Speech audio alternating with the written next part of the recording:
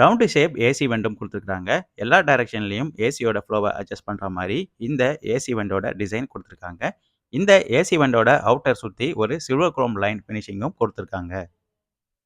ஒரு ஸ்டைலிஷான 3 spoke steering wheel இந்த Alto K10க்கு குடுத்துருக்காங்க.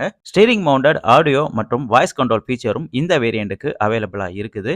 VXi பிளஸ் வேரியண்ட்டுக்கு மட்டும் தான் இந்த ஸ்டீரிங் மவுண்டட் ஆடியோ மற்றும் வாய்ஸ் கண்ட்ரோல் ஃபீச்சர் குடுக்குறாங்க. கொலாப்சிபிள் ஸ்டீரிங் காலம் ஃபீச்சர் பொறுத்தவரையில எல்லா வேரியண்ட்டுக்குமே அவைலபிளா இருக்கிற மாரி குடுத்துருக்காங்க. ஃபிளாட் பாட்டம் ஸ்டீரிங் வீல் இல்லாம round shape normal steering wheel தான் இந்த ஆல்டோ K10க்கு குடுத்துருக்காங்க. செலிரியோல யூஸ் பண்ணியிருக்கிற அதே ஸ்டீரிங் வீல் தான் இங்கேயும் யூஸ் பண்ணியிருக்காங்க. சில்வர் ஆக்சென்ட் ஃபீச்சரும் இந்த ஸ்டீரிங் வீல்ல குடுத்துருக்காங்க. VXi பிளஸ் வேரியண்ட்ல மட்டும் தான் இந்த ஃபீச்சர் அவைலபிளா இருக்குது. Voice access control button, stereo mounted audio controls, phone call controls button இந்த மாதிரி ஏகப்பட்ட ஃபீச்சர்ஸ் ஸ்டீரிங்லயே யூசர் ஃப்ரெண்ட்லியா கிடைக்கிற மாதிரி பண்ணியிருக்காங்க. பேஸ் வேரியண்ட் தவிர மத்த